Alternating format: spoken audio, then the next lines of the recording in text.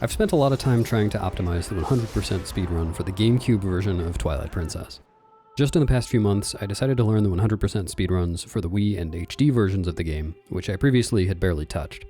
Despite struggling a lot with the controls, it's been fun learning about the routing and strat differences stemming from version differences, and even contributing to routing and glitch hunting myself.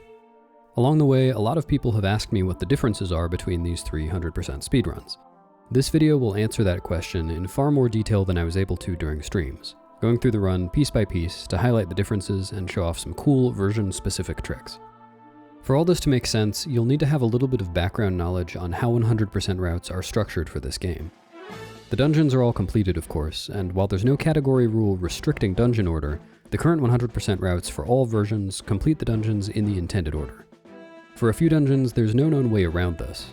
For instance, we can't get to Temple of Time until we've beaten Snowpeak Ruins, because entering Temple of Time requires the Sacred Grove to be loaded on a certain layer, which we have no way to manipulate at present outside of beating Snowpeak.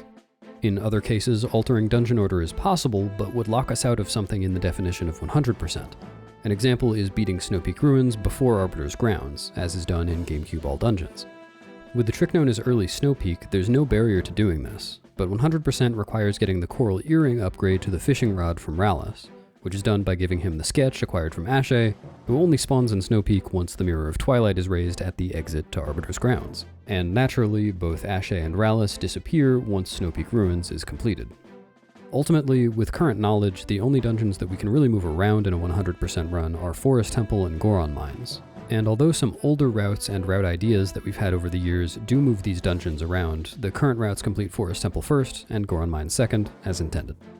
I'd love to get into why this is and why a route for each console could potentially benefit from moving them, but I can go on for a while about this kind of thing and it's not entirely on topic, so I'll save that for another time. Clearing the 3 Twilights in Faron, Eldin, and Lanayru is not explicit in the definition of 100%, but it is always necessary with current knowledge because certain NPCs and the rewards only become available post-Twilight.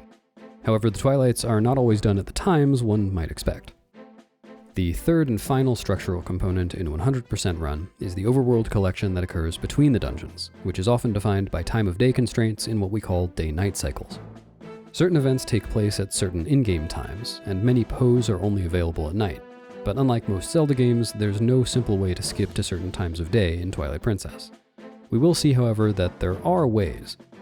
The sections where time of day informs the route more than anything else will be the post-Midna's Desperate Hour cycle between Lakebed and Arbiter's Grounds, the post-Temple of Time cycle leading up to City in the Sky, and the post-Cave of Ordeals cycle for the final nighttime cleanup.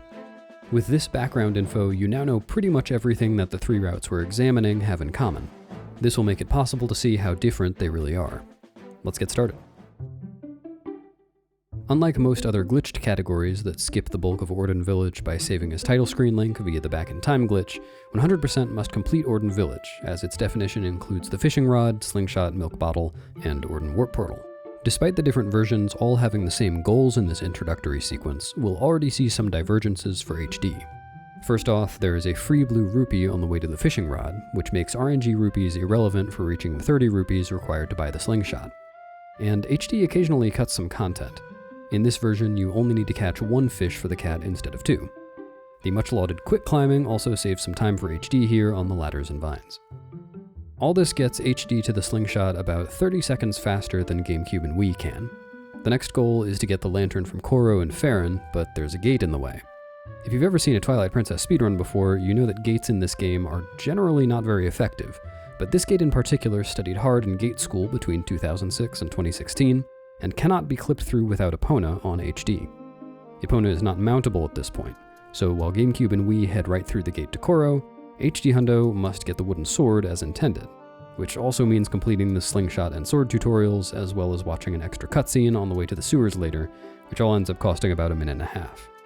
The reason, by the way, that skipping the wooden sword is even an option is that the Hundo definition only requires that all the equipment slots on the pause screen are filled in the end.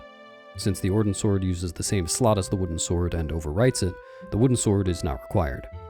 Likewise, since a wooden shield uses the same slot as the Ordon shield, either works for Hundo, but since there's no known way to get the Ordon portal without the Ordon sword and shield, they are always the best choice. Everything else up to entering Faron is the same in all three versions' routes, with the exception of SD needing to kill the bokoblins at Tallow's cage with the slingshot for lack of a wooden sword. We might expect then that GameCube and Wii would enter Faron something like a minute ahead of HD. My sum of best segments up to entering Faron on GameCube is 20 minutes and 31 seconds, and on HD it's 20 minutes and 51 seconds. And that's with far fewer runs to optimize the time. What gives? Another factor contributing to time differences here and everywhere is the difference in load times between versions, with GameCube having the slowest loads and HD having the fastest, and Wii load speed being in the middle but closer to HD. This is why a top Wii runner's sum of best up to entering Faron is 19 minutes and 58 seconds, over half a minute faster than GameCube despite the routes and strategies being identical up to this point. Loads across 100% haven't been thoroughly timed, but I did thoroughly time loads across glitchless any percent, which is almost hundo length, where playing on Wii saves 3 minutes and 49 seconds on loads alone over the entire run, versus playing on GameCube. Some HD loads save over a second over GameCube, and one single warp can be 3 seconds faster. Input buffering is the other way that HD makes up some time in the beginning of the run. In all but one instance of Midna having dialogue and then letting Link jump a long distance, there is one frame on which an A input will make Link jump before Midna's flying animation, rather than after it. On SD versions, runners will either mash or time A inputs for these one-framers, but consistency in actually getting them is understandably not very high. But on HD, most cutscenes and animations buffer most inputs, meaning that held inputs are read by the game as occurring on the first possible frame after a cutscene or animation. This means that one-framers are all easy to get on HD. Simply hold the buttons. No mashing or timing necessary.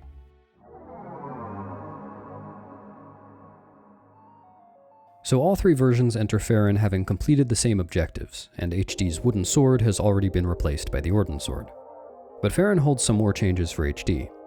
Whereas each Twilight contains 16 tiers of light on SD, 4 tiers were removed from each Twilight on HD. On top of that, HD can collect the tears far sooner after killing the bugs than SD can, resulting in a much quicker Twilight.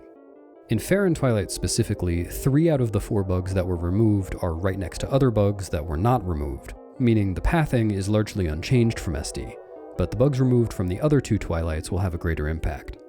The next difference is a big one, and pretty well known as well. It'll have repercussions throughout the remainder of early game and even far later in the route.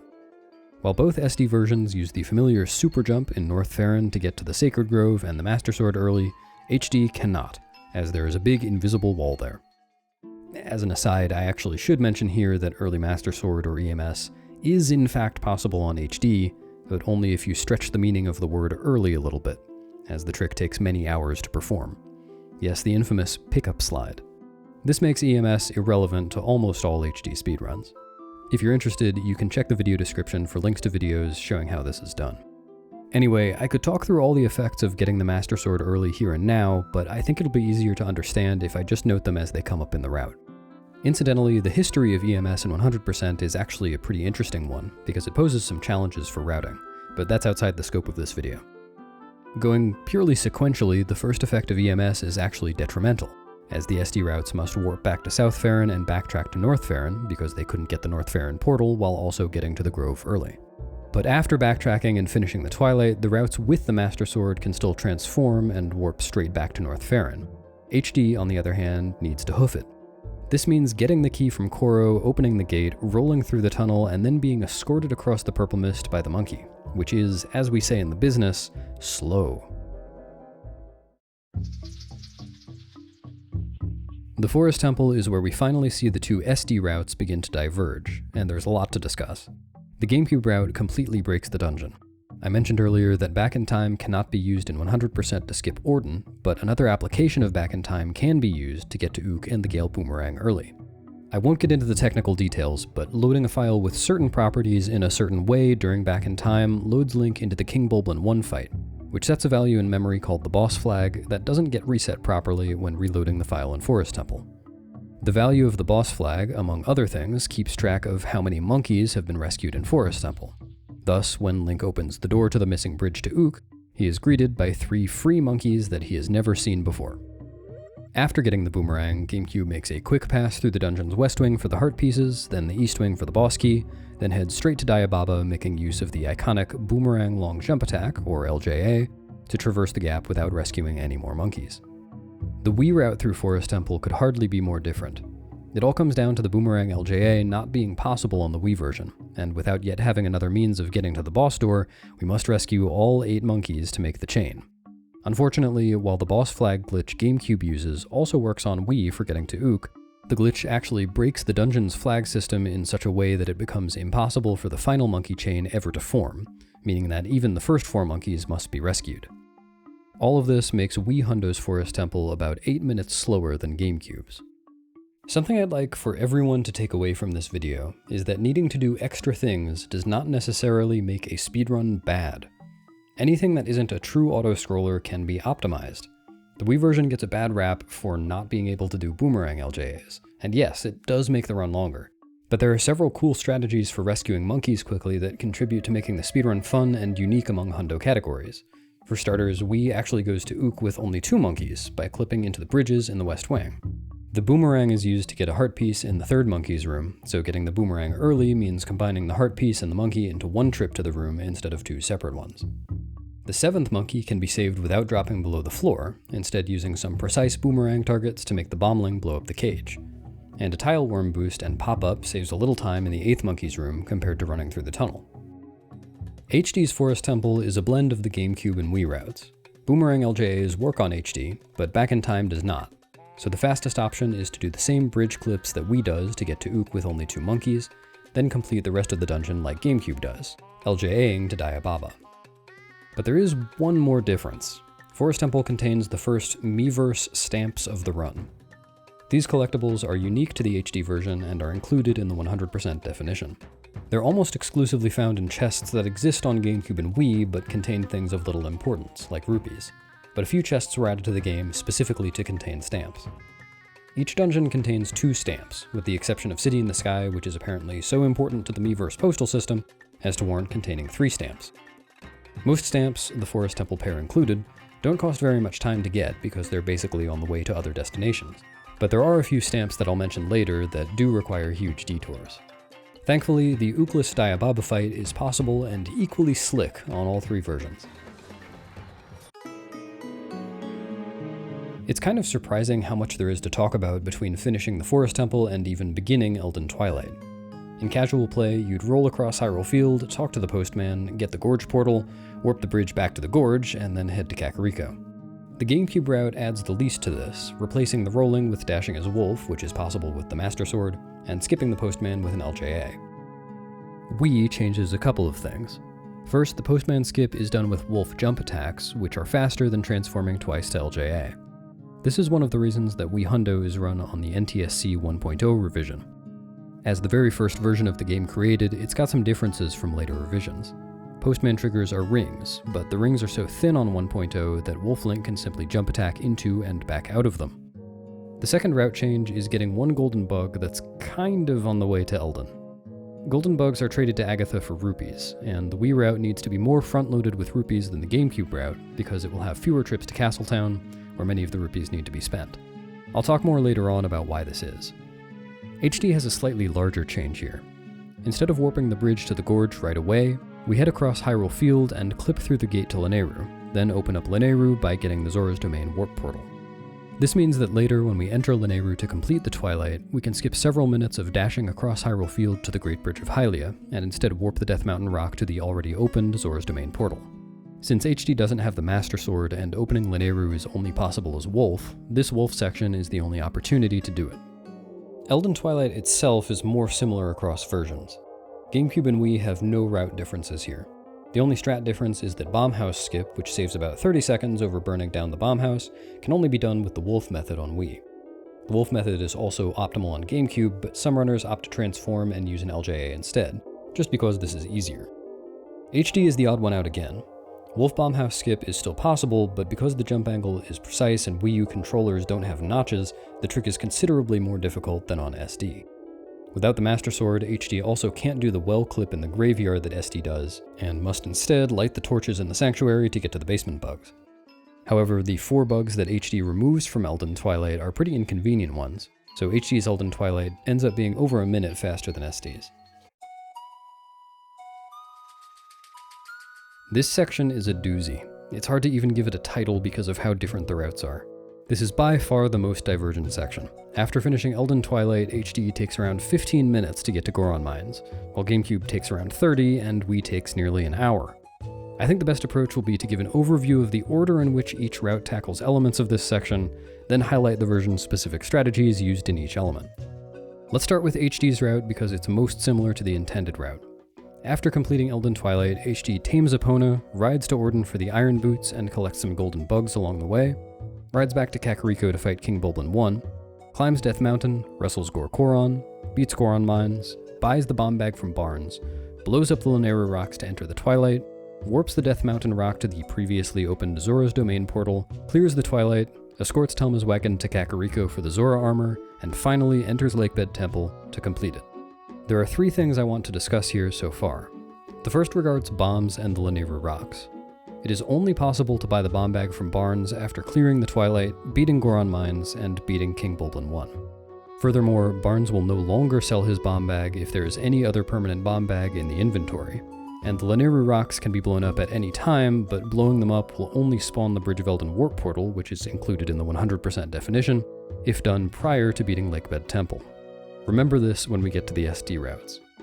Second is a neat trick that we won't see on SD. HD's overworld travel at this point is still pretty slow on account of not being able to warp outside of Twilights without the Master Sword. After getting the Zora armor, the fastest way to get to Lakebed Temple without warping is via the shortcut in the Kakariko Graveyard, which is behind an underwater rock. But instead of rolling to Barnes, buying water bombs, and rolling back, we can pull a normal bomb frame perfectly while side-hopping into the water to keep the fuse lit, then push it towards the rock to open the shortcut. Third is a note about Goron Mines.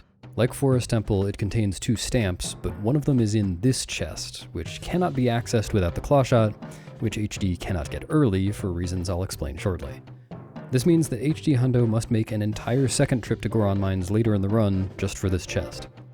This is a big stamp-induced detour, but just like Wii's Forest Temple, it has a silver lining in the form of 2 fun and entirely unique strategies we get to use on that second trip, so stay tuned for that. In comparison, the SD routes will have 2 major differences, both enabled by having the Master Sword early. First, they'll both get the Clawshot from Lakebed Temple prior to entering Goron Mines. The Clawshot is useful inside Goron Mines in the Crystal Switch room and for skipping the final magnet. And an early Clawshot can also be used to get the Lake Hylia Shrine Heart Piece and Eldin Cliff Heart Piece at convenient times without backtracking. Second, they'll use a glitch called text displacement to enter Goron Mines. Having the Master Sword breaks the cutscene with Gorkoron and makes it impossible to wrestle him to enter the dungeon. But with text displacement, we can basically store how far we are into a dialogue with a different NPC, then apply that to Gorkoron to get right to his text boxes that open the dungeon. These 2 major differences take different forms on Gamecube and Wii. Let's take a look at Gamecube first. After Eldin Twilight, Gamecube also tames Epona, but does so as Wolf, which saves a few seconds overall and looks a little different. We then go to Ordon for the Iron Boots but warp rather than riding Epona, saving something like 45 seconds. Transforming and warping was of course impossible on HD for lack of the Master Sword. This is also why Gamecube gets the Goat Herding Heart Piece on this trip, completely clearing Ordon, while HD does not. Grottos can only be entered as Wolf, and the Ordon Ranch Grotto contains a stamp on HD, so HD will need to visit the ranch again sometime after getting the Master Sword anyway, and it makes sense to combine Goat Herding and the stamp into one trip. At this point, Gamecube does not return to Kakariko like HD did. Instead, we warp to Faron and ride Epona to the Lanayru Gate to then clip through and open Lanayru's Zora's Domain portal just as HD did prior to Eldin Twilight. Though riding Epona to the gate is faster than dashing as Wolf, and gives Gamecube the opportunity to get a golden bug and heart piece in Hyrule Field along the way. The process of opening Lanayru isn't quite the same either. We enter Lanayru in the middle of Lake Hylia, basically right above the entrance to Lakebed Temple. And before warping the Death Mountain rock to Zora's Domain, the water level in Lake Hylia is low enough that, armed with the Master Sword to transform into human in Twilight and the Iron Boots to sink, we can sink down near the entrance to Lakebed, use a pillar to clip through the wall, and barely make it to the dungeon entrance before running out of air.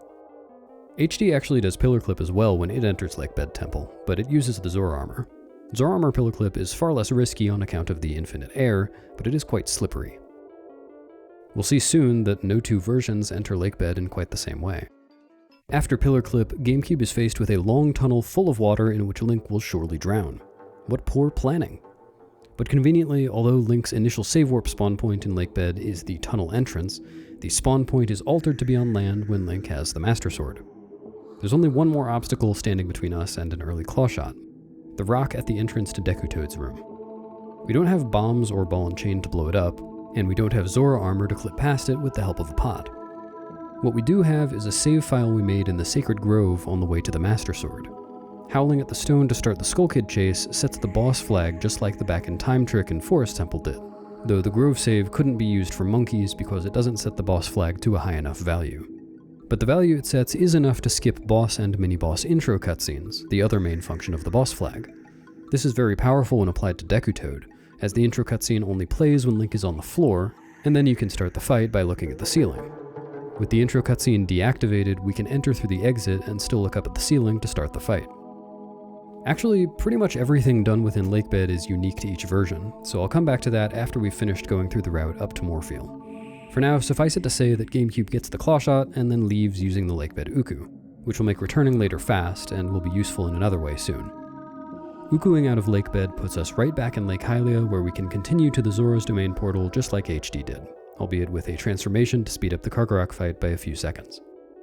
Gamecube then warps the Death Mountain rock to the newly opened Zora's Domain portal and gets the Lanayru vessel, but then splits up Lanayru Twilight in a way that's unique among all categories of all versions of the game. Between getting the vessel and finishing the Twilight, we get the heart piece in the shrine, get text displacement with a frame-perfect Uku pull while buying the bottle of lantern oil from Koro, and also complete the entirety of Goron Mines. The rationale for this unintuitive routing just comes to where Uku leaves us after text displacement, but I'll go into more detail on that when I commentate my current Gamecube hundo PB, which is on this route. For now, back to the route overview. Gamecube completes Goron Mines, finishes Lanayru Twilight, and then steals the Lent Bomb Bag from Iza before getting the Zora armor. This is something HD didn't have to do. Recall that the Lanayru rocks must be blown up before beating Lakebed Temple, and Barn's Bomb Bag must be the first permanent bomb bag. The Gamecube route didn't have to ride Epona back to Kakariko after getting the Iron Boots, and so didn't naturally hit the King Bulblin 1 fight trigger, and defeating King Bulblin is part of what makes Barnes sell the bomb bag. Now, we could have gone back to do the fight anyway, but we actually intentionally delay the fight until later for reasons that I'll get to. So the only ways Gamecube has to blow up the Lanayru rocks without getting locked out of Barnes' bomb bag are to get the ball and chain early, which was used in old routes but is slow in this one, or to steal a bomb bag from Iza that will disappear automatically at the next save prompt. Having the claw shot makes the wagon escort for Zora armor a bit different from HD because we can claw shot to this quick 100 rupee chest under the bridge. After getting the Zora armor, we blow up the Lanayru rocks and Uku back to Lakebed to get to Morpheel, finally meeting back up with the HD route. Roughly. In case your brain isn't full yet, let's now add the Wii route in. Fortunately, it's largely similar to the Gamecube route for this section, just with a couple of things reordered. So why is the claw shot later? And come to think of it, why bother stealing a bomb bag if we're going to fight King Bulblin and get the real bomb bag by the time we get to the Lanayru rocks? The two questions have the same answer: this stalactite, which is at the heart of routing for all Wii categories. See, because Wii can't LJA to Deku Toad like Gamecube and HD can, it follows the intended route through Lakebed more closely, getting the small key downstairs, taking it upstairs, and then dropping to Deku Toad, culminating in a Moon Boots jump attack, which incidentally is not possible on Gamecube, to skip getting the second key. While it is possible to get the first small key without knocking down the stalactite by boosting off the water jet, there is no known way past this gate without knocking the stalactite down with a bomb. Not even the ball and chain will do. So Wii Hundo steals a bomb bag just for this stalactite, though it does get a little more use since we already have it. All of that said, I should mention that there is an alternative bombless Lakebed route on Wii. If you've seen the glitchless TAS I made earlier this year, you may remember the spectacular scene of two big pots pushing Link across a big gap straight to Deku Toad. This alternative to LJAing across the gap works just fine on Wii, skipping the confounding stalactite. And in a TAS setting, it's even faster than LJAing. However, this trick is extraordinarily precise, costs a lot of time to fail, and when done by a human involves a lengthy setup. Pretty understandably, most people consider it not to be viable for full game runs, though one crazy person has done it in a run. If pot push ever became more reasonable to attempt, it would significantly change many Wii routes, including 100%. Alright, that was a pretty thorough route comparison, but there are still a few unique strats I haven't had a chance to highlight. Contrasting the pillar clips done to enter Lakebed on Gamecube without Zora armor and on HD with Zora armor, the Wii version uses a 1.0 exclusive glitch called a Midna dive to fall through the lake faster than we could swim. Eldin Twilight, as usual, is missing 4 bugs on HD, speeding it up significantly. Gamecube and Wii, in exiting Zora's domain underwater to avoid the Rutella cutscene, optimally side-hop off the lip of the waterfall to get to one of the bugs. Wii, being unable to LJA over the King Bulblin fight trigger at the end of the wagon escort, can instead open the gate from a specific spot where it can then dig and clip into the gate, then run around the trigger. Getting to Goron Mines, Wii makes use of 1.0's smaller NPC triggers again to get text displacement from Telma in the bar instead of Koro, simply by talking to Telma from outside the cutscene trigger so that her dialogue can be advanced one text box at a time instead of all at once. Gamecube enters Goron Mines in a very special way. With a trick called Early Elevator, we clip out of bounds and LJA to the elevator shortcut into the Goron Elder Cave, which has not been opened yet. We then escape the elevator with a frame-perfect roll after a transformation. This is around 15 seconds faster than ascending Death Mountain the normal way. Within Goron Mines, Wii can't LJA across the lava in the first room, and abuses invincibility frames to get through the third flame jet instead. But it makes up a lot of time in the magnetic ceiling room, because force unequipping the iron boots while being magnetically drawn to the ceiling lets the Wii version run across the ceiling without iron boots, while Gamecube and HD have to clunk along at a snail's pace. Gamecube and Wii save some time over HD in the Crystal Switch room by skipping the puzzle in favor of using their early claw shots to hit the switch from below. Wii then can't LJA to skip cutting this bridge down, but it can get across with a pot jump.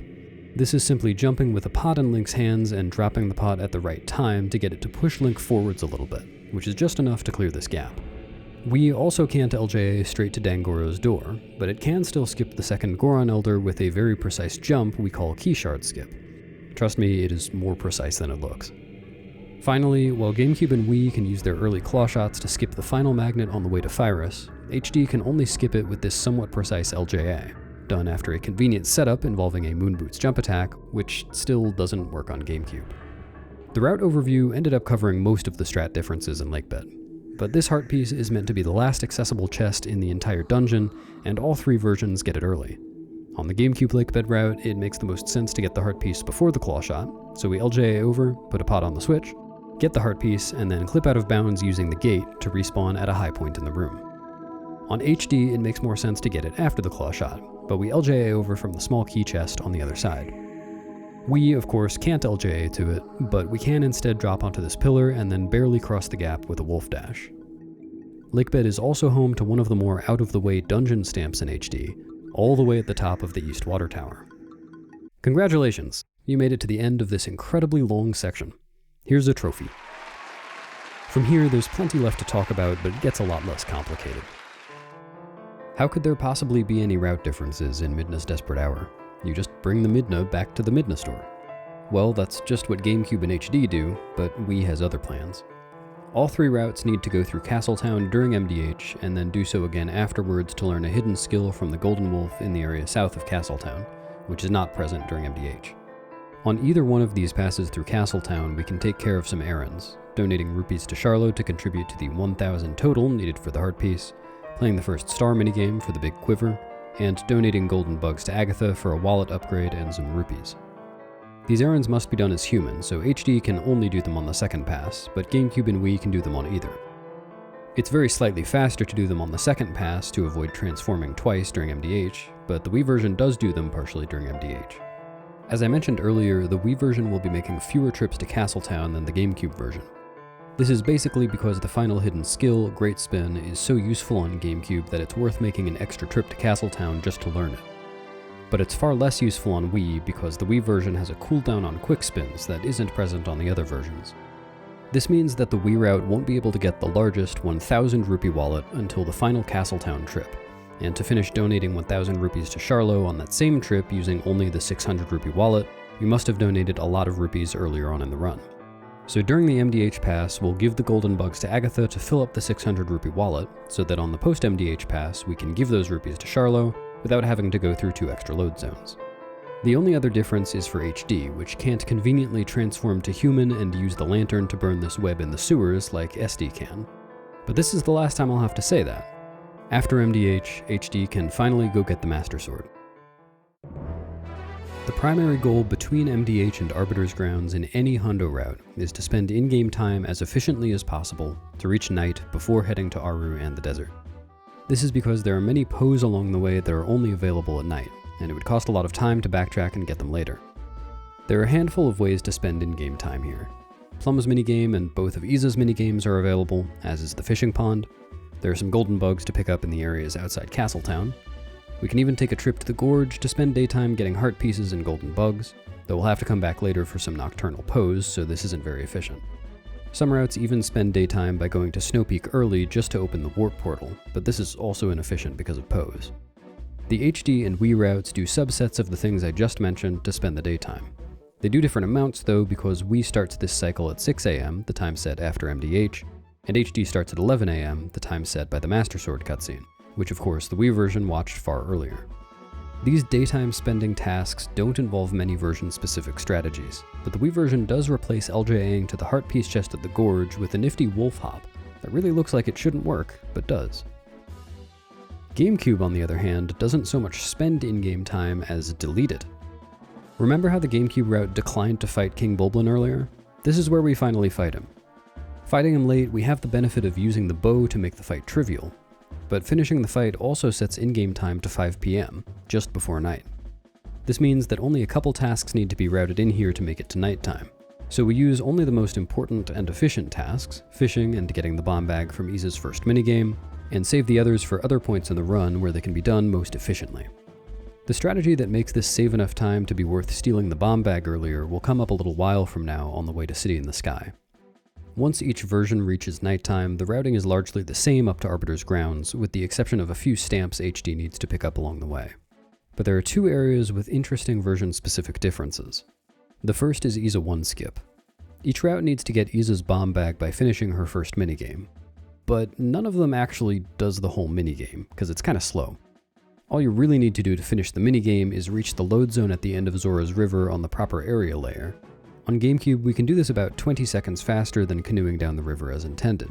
First, we shoot the rocks to start the minigame, then escape the minigame by save warping. Later, we warp to Lake Hylia, start Plum's minigame, which also takes place in Zora's River, and void out of bounds. You're not supposed to be able to void out in this minigame, and the respawn point if you do is this invisible platform at the end of the river. The map defaults to the Iza minigame layer because we started it earlier, so now we can just swim to the load zone for our bomb bag. The Wii version follows roughly the same process, but it's made a little bit faster by being able to talk to NPCs sooner after using an item. It turns out that talking to Iza between shooting a bomb arrow at the rocks and the bomb arrow reaching the rocks activates the minigame but skips the reload that puts Link in the canoe, meaning we can just leave instead of save warping. Talking to Iza so soon after shooting a bomb arrow is simply not possible on Gamecube. HD has the wackiest method of skipping the minigame. On any version, it's possible to warp from right next to Iza by talking to her and opening the map on the same frame. But telling Iza that you'll help her also causes the game to pull up the item wheel automatically on SD, or pause automatically on HD, to show the bombs that she just put in the inventory. If you've started a warp, Link continues transforming and warping after this pause, so equipping a different tunic during this pause means that Link tries to put on the different tunic while kind of being a wolf. You can probably tell that this is never supposed to happen. The crazy thing is that Link's coordinates at this point are everywhere at once, and that includes the load zone at the end of the river. This means that HD can skip the minigame without blowing up the rocks, save warping, voiding in Plum's minigame, or swimming to the load zone, saving something like a minute and a half over the Gamecube method.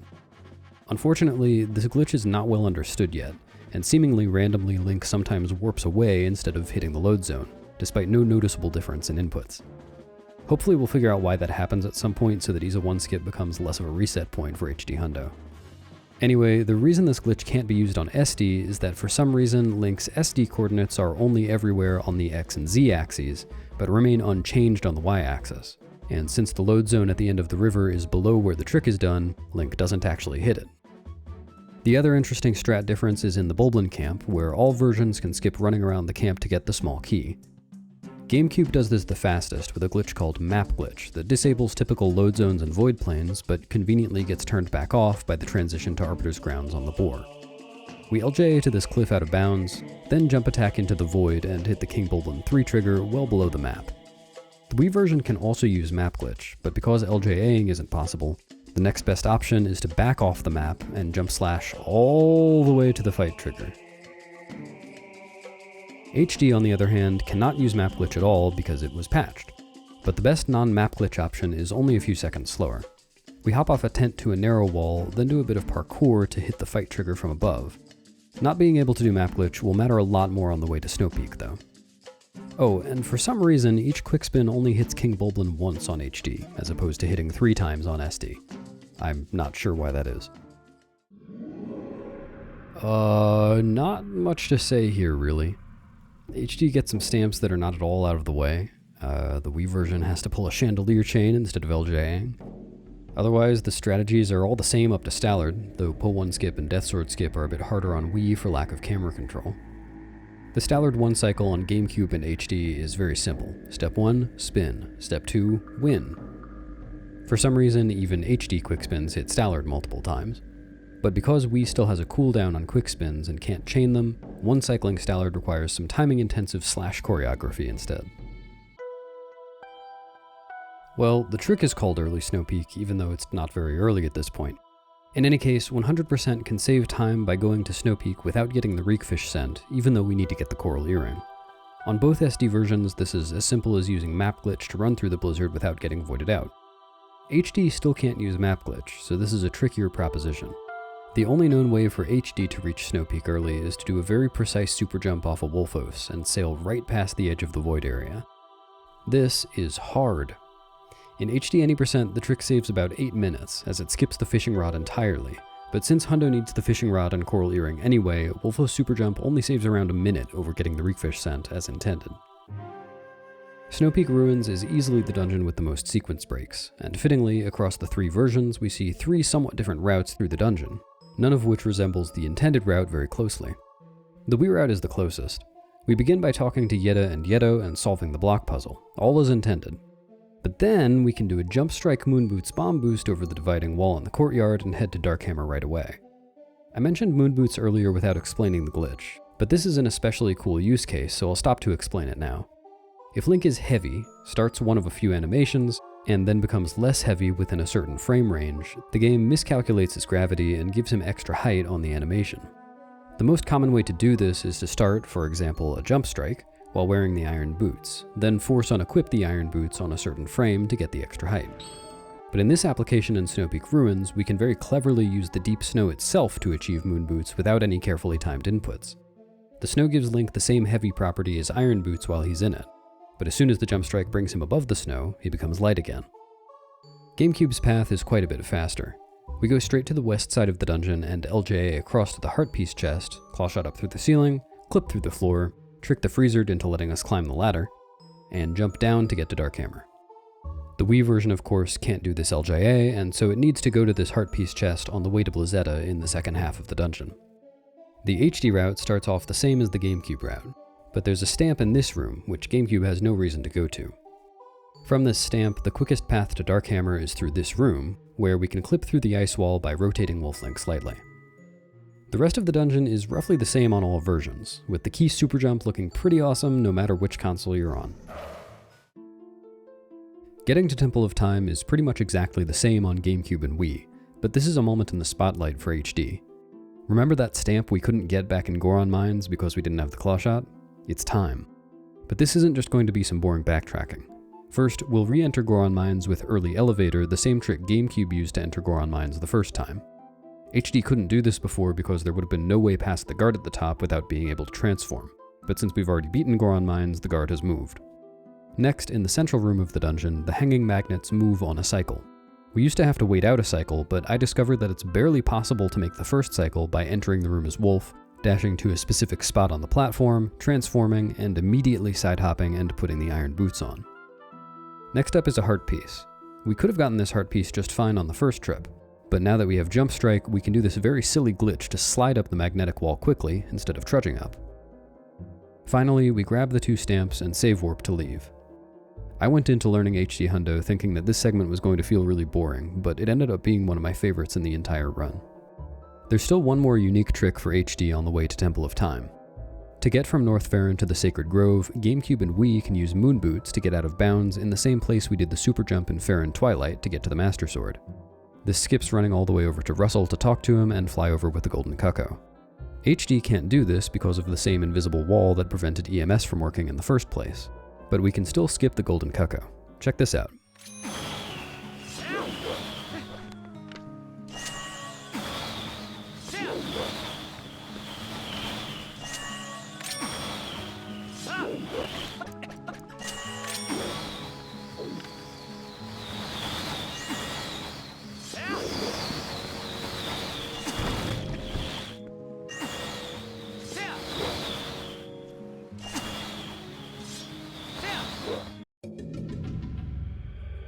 The Gamecube and Wii routes are nearly identical in Temple of Time. On Gamecube, we LJA to skip getting Uku, but Wii 1.0's smaller triggers come in handy again here, and we can just run right by Uku. Gamecube also LJAs through this electric fence before it turns back on to skip bringing a pot or statue over. This can be replaced with a spinner bomb boost on Wii. Both versions do Door of Time skip, which has a pretty simple and consistent setup for Gamecube, but the setup only works on Wii if you go into the options and turn the pointer controls off. It is possible and faster to just eyeball it, but it's hard to do that consistently because of how precise the required angle is. On HD, as far as we know, Door of Time skip is not possible at all, so HD sees the substantial change of actually needing to escort the statue all the way back through the dungeon. One neat strategy involved in the statue escort is the scales skip, which works because backhopping and side-hopping don't register weight properly on the scales. This section is a lot like the post-MDH day-night cycle. We need to get to nighttime both for Poe collection and to get the wooden statue from the Stallhounds in the area south of Castletown as part of Ilya's memory quest. So the idea is to use the overworld collection we have available in the most efficient way to spend the daytime. Like the post-MDH cycle, the 3 routes choose from a common set of overworld collection options and end up doing pretty similar things. But this cycle is special on the Gamecube version because of wallets.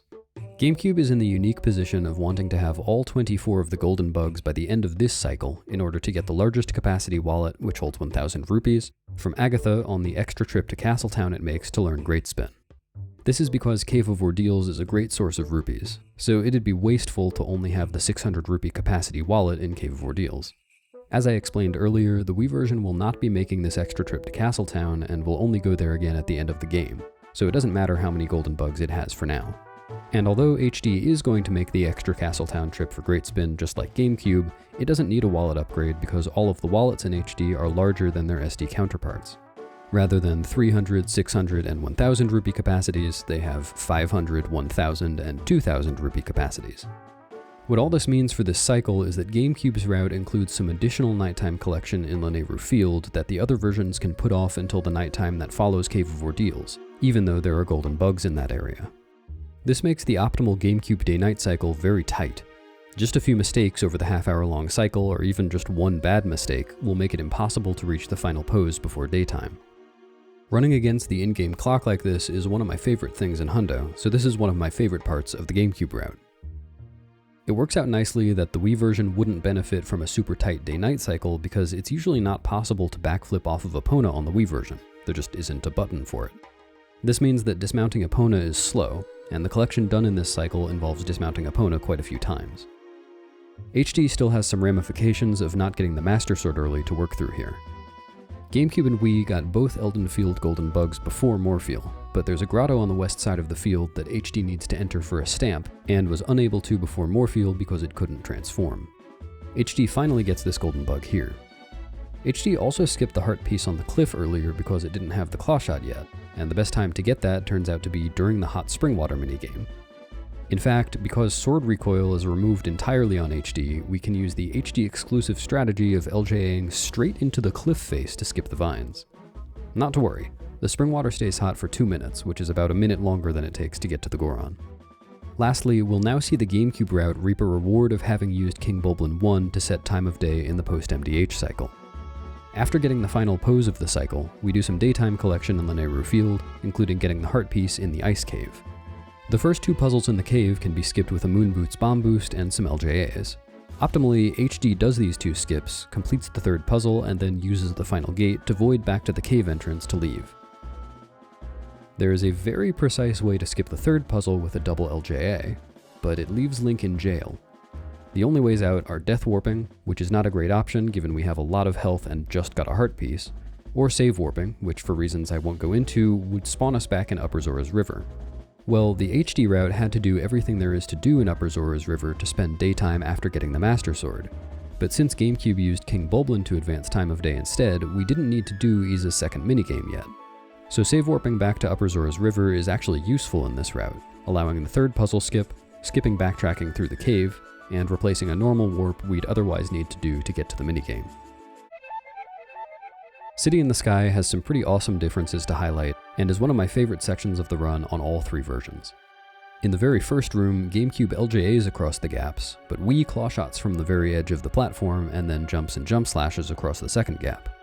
The Wii strategy is actually faster than LJAing, but we don't do it on Gamecube because the claw shot only reaches the vines if Link is on the very edge, and standing there without accidentally falling off is very difficult on Gamecube.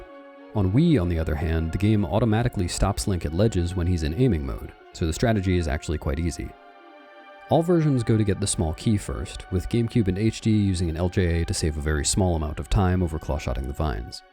They then head over to the other side of the dungeon for the second claw shot. But HD doesn't need to go through very many rooms to get to Aralphos. Don't ask me why, but on HD, loading a certain gate in the east wing of Lakebed Temple causes this gate in City in the Sky to fail to load as long as you don't close out of the game entirely in between. That's just how it is. It's completely unavoidable, so it's even allowed in glitchless speedruns. In the rooms that gate unloading skips, Gamecube does 3 LJAs. For the first, we can still skip the puzzle by side-hopping across the falling blocks with the iron boots. The second LJA is actually an enemy LJA off of a tile worm rather than a boomerang LJA, so we can do it on the Wii version as well. The third LJA is a boomerang LJA, but it can be replaced with an enemy LJA by bringing a Keese over in the boomerang. Aralphos skip is possible on all versions.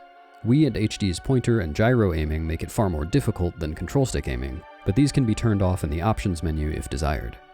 In 100%, the Hawkeye can be used for fine aiming in Aralphos skip, and while this costs an equip on Wii and Gamecube, HD can use the Hawkeye without losing time because we can equip it without pausing. Speaking of the options menu, this is where HD Hundo switches to third-person aiming mode. Gamecube can only aim in first person, and Wii can only aim in third, but HD can switch between the two, and I discovered that in third-person aiming mode, we can clawshot through walls. This one saves about 30 seconds over clawshotting through the room as we see Gamecube do, but we haven't seen the last of third-person clawshot clipping just yet. But also, let's not forget that after a position set up to get in just the right spot, Gamecube does this epic LJA across the entire room, saving 1 entire second over using the clawshot targets. After this, the HD and Gamecube routes converge, making their way through the second half of the dungeon to the boss key with some sick movement and a bunch of boomerang LJAs. This spells trouble for the Wii version, but the Wii route has a trick up its sleeve, doing the entire second half of the dungeon in reverse. We start by backtracking to the central room and clawshotting through the ceiling to get to the boss key, which skips a lot of tightrope walking. We clawshot up to the Po, then head across to the P-Hat cycle room. Wii 1.0 has a special quirk in this room. These bars are like any other wall on other versions, but on 1.0 they're clawshotable for some reason. Put this together with the Wii exclusive acute angle clawshot clipping and you've got yourself a P-Hat cycle skip. This reverse city route ends with a jump strike LJA off a targetable clawshot medallion to get down to the heart piece in the Big Baba room. This is also Wii exclusive as invisible walls were added over the railings in this room on Gamecube. The routes all converge entering the north wing of the dungeon on the way to Argarok, but while Gamecube and HD can LJA to skip turning these fans on, the Wii version can skip turning them on with some clever clawshotting. This strategy is risky because Kargaroks are likely to come harass you. The Fan Tower and Argarok strategies are the same on all versions, but for some reason the fans rotate more slowly on HD, making it easier to reach the top without missing a cycle. Full disclosure, Cave of Ordeals, the post-Cave of Ordeals Nighttime Collection Cycle, and Palace of Twilight are not done in the same order on all 3 routes. But unlike the complex situation around Goron Mines and Lakebed earlier, it basically doesn't matter what order these things are done in. Palace can be anywhere in the mix. Just to make it easier to see the meaningful differences, I'm going to pretend they all do Palace of Twilight first, then Cave of Ordeals, and then the Nighttime Collection Cycle. In any case, after City in the Sky is where Gamecube and HD finally make that extra Castletown trip that I've been talking about for like half an hour or something. They both learn Great Spin and play the second star minigame for the giant quiver, which will be useful in Cave of Ordeals.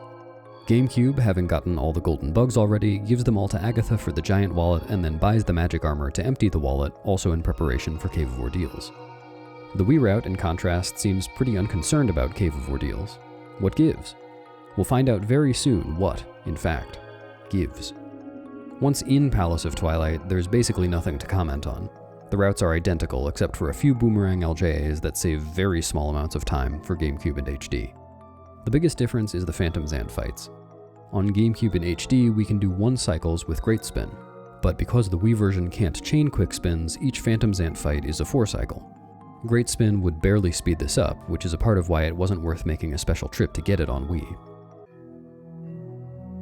Cave of Ordeals is Wii's moment to shine, but we need to start with some context. Completing Cave of Ordeals is not in the definition of 100%. We don't have to do it. But there are 3 pos in the cave, and those are required. So on Gamecube, we fight our way through to floor 44, where the 3rd po soul is, grab it, and save warp out of the cave. No skips, no sequence breaks, just a pure combat test. The entire time, we try not to take any damage at all so as to preserve Great Spin, which one-shots most enemies. It's very challenging and very fun to do well. HD, as we might expect, adds a stamp on every 10th floor, so although completing the cave isn't explicitly required, the stamp on the final floor means we need to get through the entire thing. Until recently, this was just a longer version of Gamecube's Cave of Ordeals, though made far less stressful with an HD-exclusive glitch that dupes bottle contents, which we can use to heal to regain Great Spin as many times as we need. But I also found a way to use that 3rd-person clawshot clipping that saved 30 seconds in City in the Sky here. Every 10th floor is a fairy checkpoint, and every floor after a fairy requires a new item to progress. The 11th floor requires Spinner, the 21st requires Ball and Chain, and so on. So each post-fairy floor has a clawshot target at its entrance, so that a player who goes to a floor that they don't have the required item for can return to the fairy and use it to warp out of the cave. With very precise and completely blind 3rd-person clawshot clips, we can clawshot to these targets through the wall. This skips the fairy cutscenes, but because of the odd way that flags work in Cave of Ordeals, each clip also automatically clears the last floor before the next fairy. All told, this can save up to 2 minutes or so, though the clips are precise enough that it's more realistic to save closer to 1.5 minutes with good execution. But somehow, these clips are not the height of glitchiness in Cave of Ordeals. Throughout this whole explanation, Wii Hundo has had some very cool strategies, but there have only been a few times when it was able to save time over the others. This is the big moment. The Wii route didn't prepare much for Cave of Ordeals because on Wii 1.0, extinguishing the torches on any floor of Cave of Ordeals opens the door in the next room. This means that we can clear one floor, then hustle all the way to the next fairy without killing any more enemies, stopping only to get the 3 po souls and occasionally to get some rupees. The Wii version is in and out of Cave of Ordeals in about 9 minutes, as opposed to Gamecube's roughly 16 minutes and HD's roughly 19 minutes. The post-Cave of Ordeals night cycle is pretty similar across versions. Wii and HD still need to do collection in Lanayru Field, which Gamecube did earlier to get the golden bugs. This is where HD does the neat void out strat in the ice cave. The exact collection we've left to do here on each version is different, but the differences are pretty insubstantial. On the way into Hyrule Castle, all versions finish everything that needs to be done in Castletown. HD has a bit extra to do because we get a stamp from Gengle, Giovanni's cat. This means we need to heal Giovanni in his house, go to Telma's bar to talk to him, and then go back to his house. Hyrule Castle is basically identical for Gamecube and Wii, but it takes a little bit longer on HD, mostly, but not entirely, because of stamps. The fast way to skip the first barrier is to collect a rupee while charging a jump strike, so that Link automatically releases a jump attack past the barrier trigger. HD can't do this because of a base mechanic change that I don't think I've mentioned yet. While both SD versions give you the "you gotta whatever color rupee" text for the first rupee of each color other than green that you get after having visited the title screen, HD only gives this text once per playthrough for each rupee. Gamecube and Wii have save warped since they last saw yellow rupee text in Cave of Ordeals, and so can use the text for this trick, but HD stands no chance of avoiding yellow rupee text for the entire game up to this point, so we just great spin the bokoblins instead. This one only costs a couple of seconds, but the rupee text situation also allows both SD versions to skip the first Dark Nut with the same trick, which saves considerably more time. Just like King Bulblin 3 in the desert, King Bulblin 4 only gets hit once per quick spin on HD, but we can still one-cycle him with Great Fairy Tears and Great Spin. Stamps get the final word in this comparison. One of the 2 Hyrule Castle stamps is in the treasure room. To enter the treasure room, we need all 3 small keys, which means going to the graveyard and doing the lantern and owl statues puzzle. But we can skip moving one of the owl statues with an LJA, and it is possible to skip both owl statues with a very precise bomb boost, but as far as I know, nobody has attempted this in Hundo. Getting to the treasure room also requires defeating the final Dark Nut, which GameCube and Wii skip by clawshotting past it. That's all. But in conclusion, since we're on the subject, I have a few more personal notes on how it felt for me to run Hundo on the different versions. I am far more experienced playing the GameCube version than either of the others. I had barely touched TPWii and TPHD prior to running 100% on them, and I only ran each of them for a couple of weeks, so I still don't feel super comfortable with even some of the basic controls of the game. It's impossible for me to give a fair description of whether any given strat is harder on one version than another because pretty much everything feels easiest on GameCube to me. I struggle with the Wii version's motion inputs and lack of camera controls, but I also kind of like being able to separate my hands a little bit more than I can with a GameCube controller, and pointer aim is fun sometimes. Navigating the entire game mirrored was a trip. And HD's notchless controller and input delay on rolls and dashes really screwed me up, but it is kind of nice having gyro aiming sometimes, and equipping without pausing does make some sections feel smoother. These things don't really change the speedrun substantially, but they do affect the experience of doing them. Lastly, I just want to remind you that this video almost exclusively highlighted the differences between versions. There are many more cool things in 100% that are not featured in this video, because they're done the same way across all 3 versions. If you want to see all the cool stuff, I'd recommend checking out my latest fully commentated 100% run, which is on the GameCube version. That said, I do plan to commentate my newest GameCube PB, which is on the newest route and features all the newest tricks, in the coming months, so keep an eye out for that as well. See ya!